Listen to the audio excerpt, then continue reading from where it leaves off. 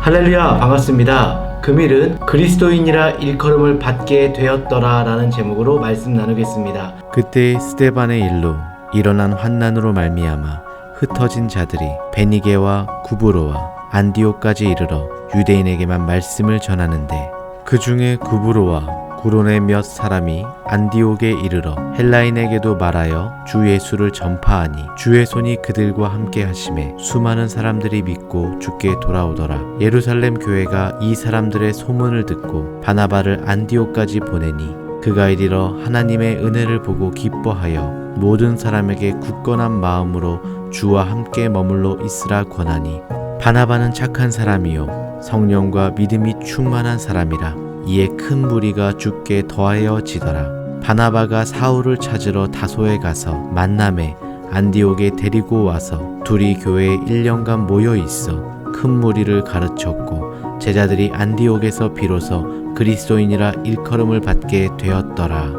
아멘.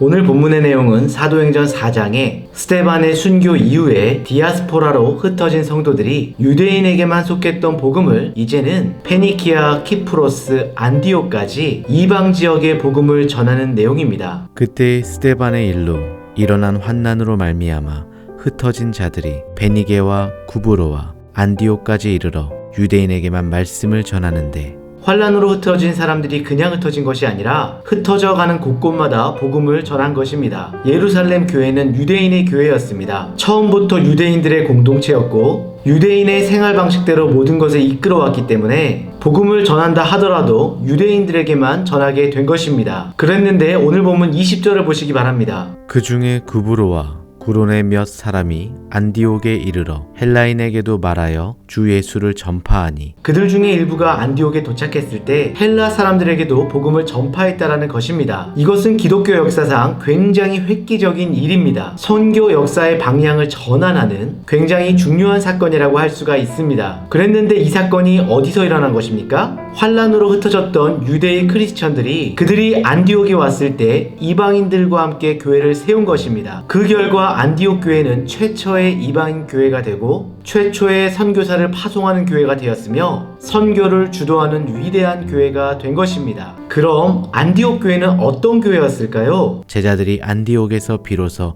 그리스도인이라 일컬음을 받게 되었더라. 본문에 의하면 안디옥 교회는 그리스도인이라 일컬음을 받는 교회였습니다. 여기에서 그리스도인이라는 의미는 그리스도에게 속했다, 그리스도를 쫓는 사람들이다, 그런 뜻을 가지고 있습니다. 결국 신앙이란 소속의 문제입니다. 하나님께 속했느냐 세상에 속했느냐. 그러나 우리가 기억해야 될 것은 지금 우리는 이 땅 가운데 살고 있지만 우리의 시민권은 하늘에 있는 것을 믿으시기 바랍니다. 우리는 그리스도께 속한 사람들입니다. 그렇게 말씀과 성령으로 사는 안디옥 교회 성도들의 삶에는 세상과 같지 아니하고 분명한 그들만의 차이가 있었더라는 것입니다. 뭔가 범접할 수 없고 경이롭고 무시하지 못할 명확한 기준의 그들의 삶이 있었던 것입니다. 여러분, 하나님의 교회는 세상과 반드시 구별되어져야만 합니다. 우리는 이것을 바로 거룩이라고 부릅니다. 거룩이라는 말의 뜻은 구별되다 라는 뜻입니다. 하나님의 인격을 담고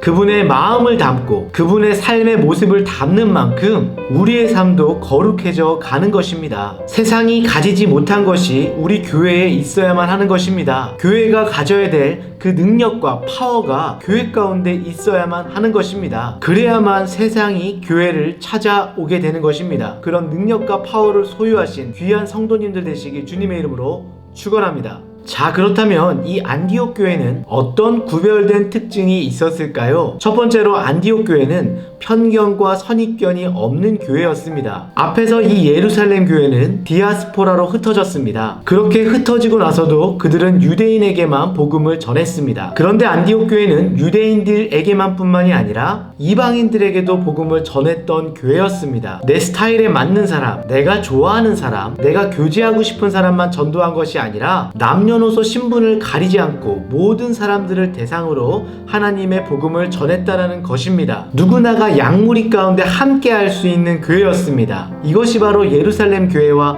안디옥 교회의 차이였던 것입니다. 우리도 편견과 선입견의 벽을 넘어서 하나님 중심으로 하나 되어지고 복음의 사역을 잘 감당하시는 귀한 성도님들 되시길 축원합니다. 안디옥 교회의 구별된 두 번째 특징은 무엇일까요? 안디옥 교회는 서로 존중하는 교회였습니다. 예루살렘 교회에서는 안디옥 교회 담임 목사로 바나바를 파송했습니다. 사도행전 11장 23절 읽어드리겠습니다. 그가 이르러 하나님의 은혜를 보고 기뻐하여 모든 사람에게 굳건한 마음으로 주와 함께 머물러 있으라 권하니. 이 권한다는 것은 바나바가 가장 잘하는 것입니다. 용기를 주고 격려한다라는 뜻이죠.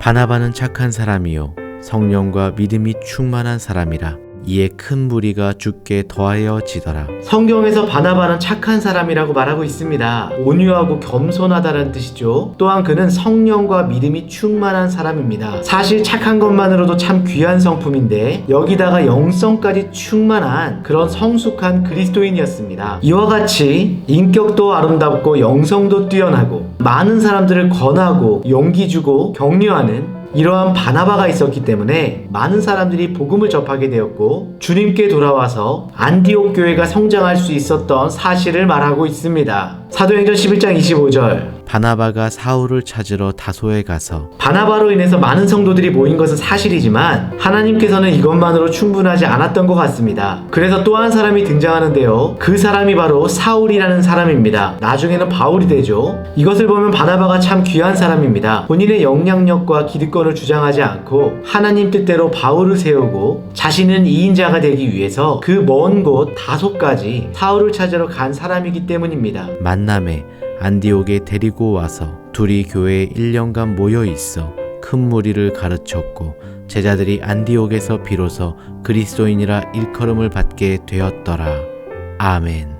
하나님께서는 안디옥 교회를 세우고 선교의 비전을 이루기 위해서 바나바도 사용하셨지만 바울도 사용하셨다는 것을 우리가 기억해야 됩니다. 왜냐하면 하나님의 교회에는 이 두 역할이 다 필요했기 때문입니다. 바나바는 주님의 시선, 주님의 마음으로 사울을 바라보았을 때 장차 하나님께서 사용하실 큰 사도가 될 것을 알았습니다. 그래서 자신은 모든 것을 다 내려놓고 그 뜻에 순종하여 이인자가 되기로 한 것입니다. 바나바는 사울이 자신의 라이벌이 될 수 있음에도 불구하고 같이 데리고 와서 사역에 조인시키고 결국엔 바울을 안디옥 교회의 1인자로 세웠습니다. 우리 모두에게도 하나님께서 주신 각각의 은사가 있습니다. 그 주어진 은사를 따라서 본인에게 할당된 바르고 올바른 사역을 해야지 교회가 바로 성장하게 되고 올바른 하나님의 비전을 이룰 수가 있는 것입니다. 안디옥 교회의 구별된 세 번째 특징이 무엇일까요? 안디옥 교회는 복의 통로가 되는 교회였습니다.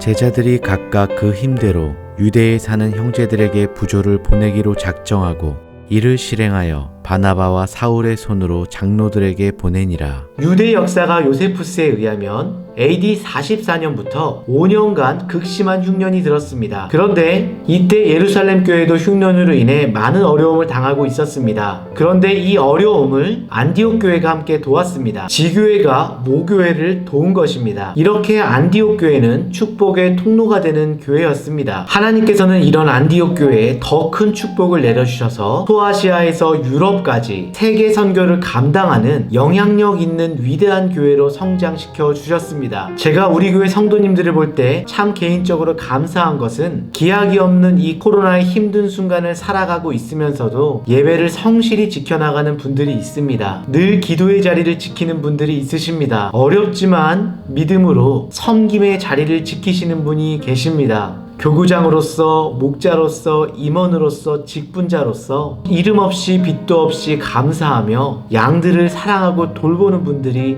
있습니다. 바로 이런 분들이 계시기 때문에 교회가 교회다울 수 있고 하나님의 나라가 아름답게 확장되어져 가는 것입니다. 바로 이런 분들이 축복의 통로인 것입니다. 하나님의 비전을 이루는 주역들인 것입니다. 캄캄한 밤하늘에서 더 밝게 빛나는 별들처럼 이 어두운 시대 가운데 진리의 등대가 되고 빛의 자녀로 세상을 밝혀나가시는 하나님께서 주목하시는 축복의 통로가 되시길 주님의 이름으로 축원합니다. 축원합니다. 사도행전 11장 21절. 주의 손이 그들과 함께 하심에 수많은 사람들이 믿고 주께 돌아오더라. 어떠한 불행이 우리를 공격하고 감당할 수 없는 위기가 소리치며 달려들지라도 우리는 더 이상 두려워할 필요가 없습니다. 왜냐하면 주님의 손이 여러분을 붙잡고 계시기 때문입니다. 세상이 아무리 날뛴다고 할지라도, 아무리 우리를 삼키려고 달려들지라도 하나님이 우리와 함께 계시고 주의 손이 우리를 붙잡아 주신다면 누구도 우리를 해칠 수가 없고 누구도 우리의 앞길을 가로막을 수가 없는 것입니다.